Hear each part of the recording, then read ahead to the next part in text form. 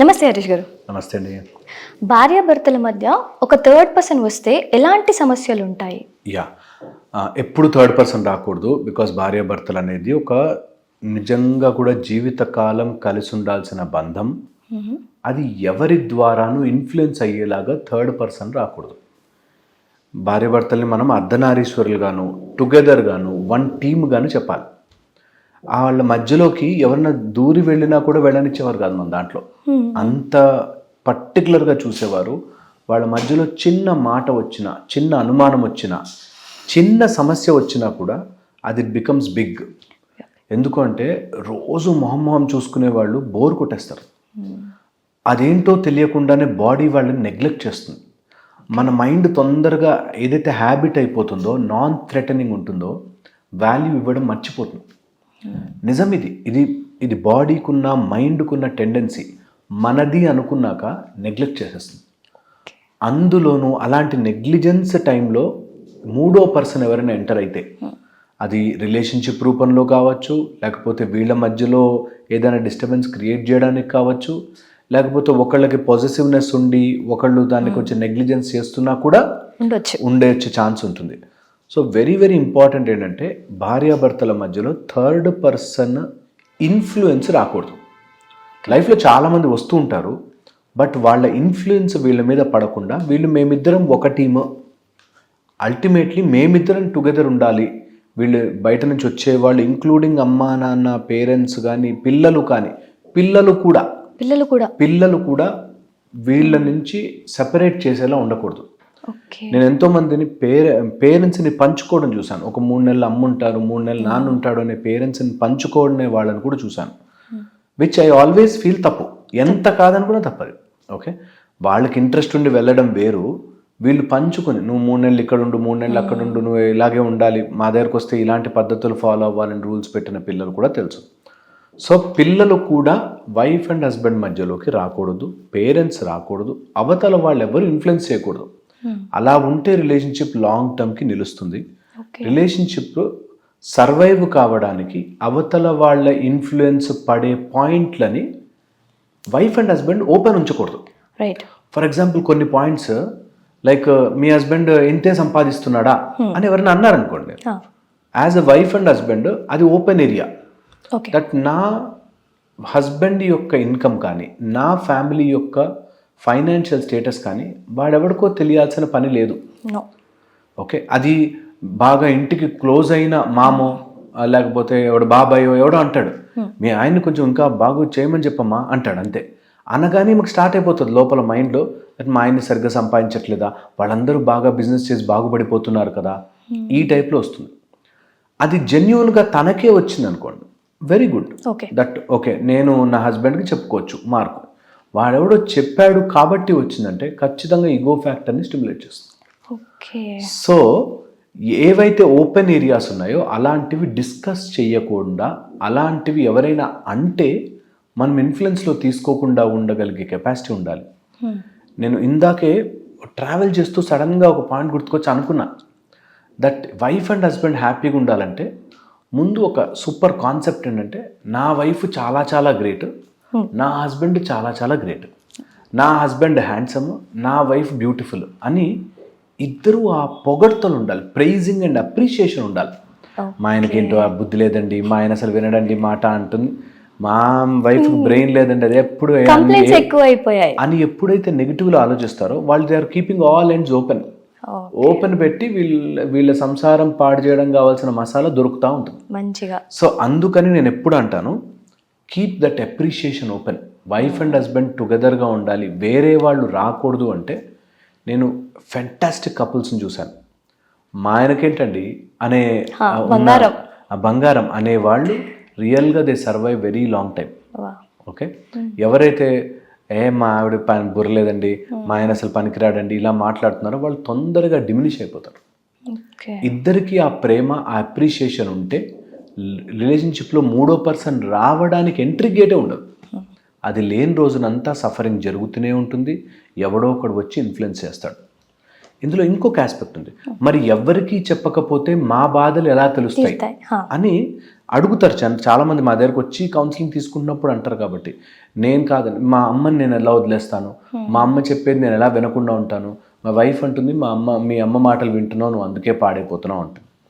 So ఇవి న్యాచురల్గా జరిగే పాయింట్స్, కొన్ని అన్ని ఇంట్లో ఉంటాయి కాబట్టి చెప్తున్నా. ఎప్పుడైనా సరే థర్డ్ పర్సన్ ఇన్ఫ్లుయెన్స్ చేస్తే అది నిజమే అయ్యుండొచ్చుగాక, అది పర్ఫెక్టే అయ్యుండొచ్చుగాక, కానీ ఇక్కడ ఒక బంధం టైట్ అయిపోయింది. సో నాకు ఒక చెయ్యి బాగాలేదు అంటే, నీకు చెయ్యి బాగాలేదు, నీకు చెయ్యి బాగాలేదు అని ఎవరు చెప్పినా, నా చెయ్యరా ఇది, ఏం చేస్తాను, that is how it is అనేది ఎలా అయితే ఒప్పుకుంటామో, అలాగే వైఫ్ అండ్ హస్బెండ్ ఉన్నప్పుడు ఎవరైనా తప్పులు చెప్పినా అది నిజమైనా, నా భార్య అంతే ఏం చేస్తాను, నా భర్త అంతే నేనేం చేస్తాను. సో దాన్ని ఇన్ఫ్లుయెన్స్ చేసి 10 సార్లు చెప్పేసరికి నిజమేనేమో అనిపిస్తుంది. ఆ పాయింట్ జాగ్రత్తగా చూసుకోవాలి. దీంతోపాటు వెరీ ఫ్రీక్వెంట్గా స్పైక్ అవుట్ అయ్యే విషయాలు ఏంటంటే, అవతల వాళ్ళ ఆచారాలు ఒకటి, వీళ్ళ ఆచారాలు ఒకటి అయ్యి ఈ రెండిటి మధ్యలో గొడవలు వస్తాయి. మీరు చూసావు, అలా చేసావు, సైంటిఫిక్గా చూస్తే ఇది కరెక్ట్ ఉంటుంది, కావాలంటే నువ్వు డాక్టర్లను కూడా అడుగు, ఈ టైప్లో సమ్ నాన్ సెన్స్ చెప్పి ఇన్ఫ్లుయెన్స్ చేస్తారు. సో వెరీ ఇంపార్టెంట్, థియరీస్ని మధ్యలో పెట్టుకుని, ఏవో లాజిక్లు అడ్డు పెట్టుకుని, మూడో వ్యక్తి గొప్ప, మా ఇద్దరి మధ్యలో రిలేషన్షిప్ అంత గొప్పగా లేదు అని మనమే ఒప్పుకుంటే ఓపెన్ అయిపోతుంది ఆ రిలేషన్షిప్ స్పాయిల్ కావడానికి. సో థర్డ్ పర్సన్ నిజంగా ఇన్ఫ్లుయెన్స్ చేసి నిజమే చెప్పినను మీ ఇద్దరు గొడవ పడేంత గొప్ప విషయం ఏది ఉండదు. రీసెంట్గా జరిగిన ఒక ఎగ్జాంపుల్ చెప్తాను. వాళ్ళకి న్యూగా బేబీ పుట్టింది, ఎలా స్నానం చేయించాలి అన్నది వాళ్ళ దాంట్లో ఒక ఆచారం ప్రకారం ముందు ఇలా స్నానం చేయించాలి, ఇలా మసాజ్ ఏదో చేయాలి, ఏవో చెప్పారు. ఆ అమ్మాయి ఉద్దేశంలో ఈ రోజుల్లో పీడియాట్రిషియన్స్ చెప్పేది ఏంటంటే, అవన్నీ చేయించకూడదు, అవన్నీ అట్లా చేయకూడదు, మేము మామూలుగా నెమ్మదిగా స్నానం చేయించాలని ఏదో చెప్పాను. చాట్ జీపీటీని అడిగి, తర్వాత గూగుల్ని అడిగేసి ఏది కరెక్ట్ అని వాళ్ళిద్దరు ఆర్గ్యూ చేసుకుంటుంటారు. ఇప్పుడు హస్బెండ్, మా అమ్మ వాళ్ళది ఎప్పటి నుంచో వస్తున్న ఆచారము, వాళ్ళకి తెలీదా ఎలా పిల్లల్ని పెంచాలో, నీకేం తెలుసు అనేటట్టుగా గొడవలు మొదలవుతాయి.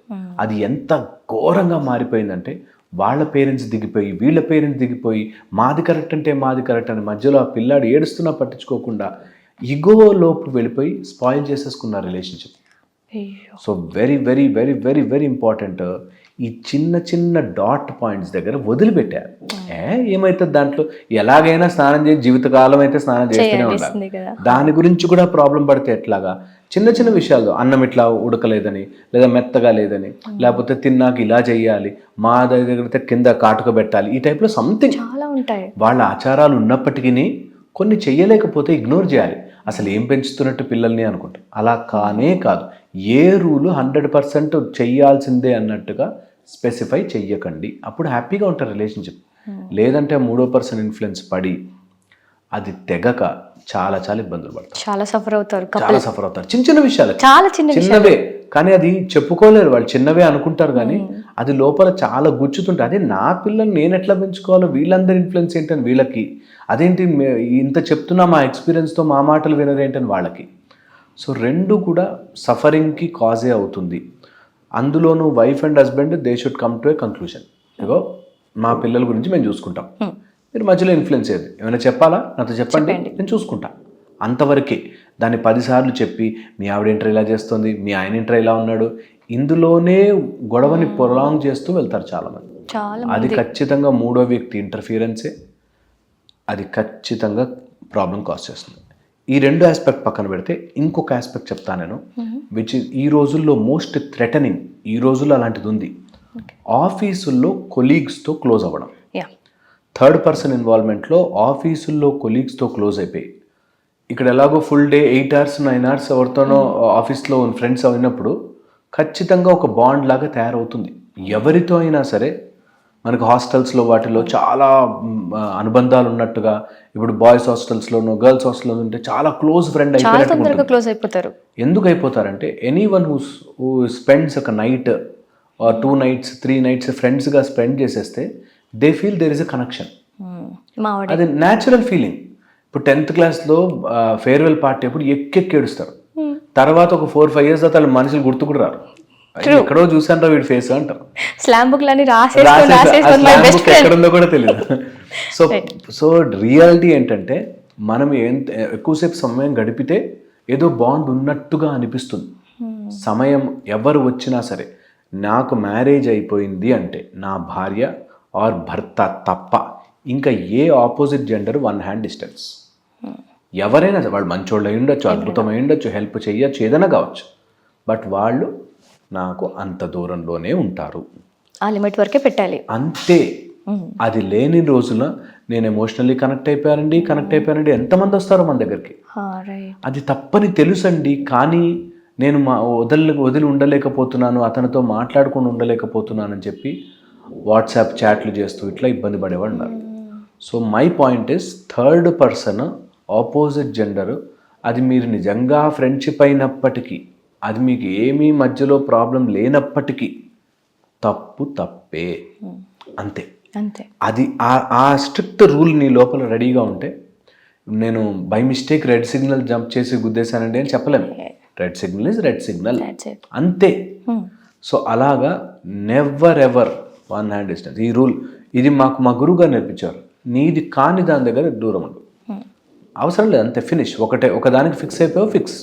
అది గొప్పదే అయి ఉండొచ్చు గాక, పరధర్మో భయావహ అన్నట్టు నీకు అవసరం లేదని దూరం ఉండు, నో హరీ.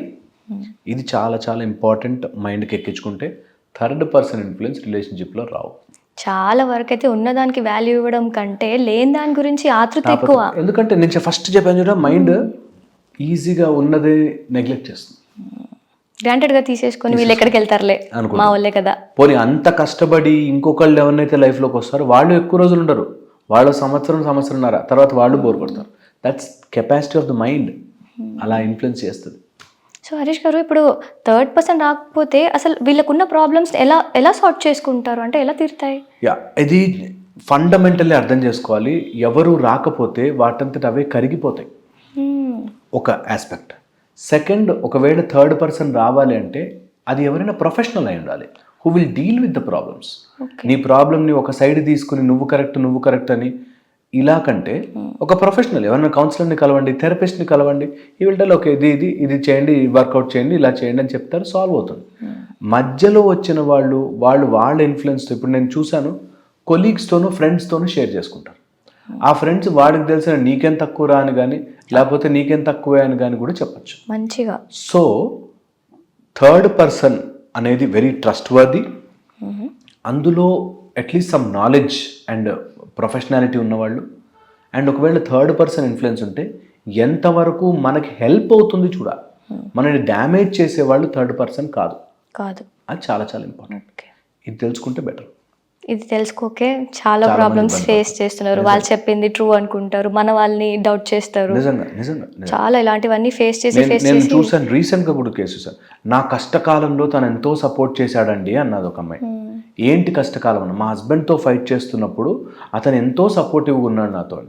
ఖచ్చితంగా ఉంటాడు, ఛాన్స్. ఎందుకు అట్లాంటివి వాటి వైపుకి వెళ్ళడం ఎందుకు?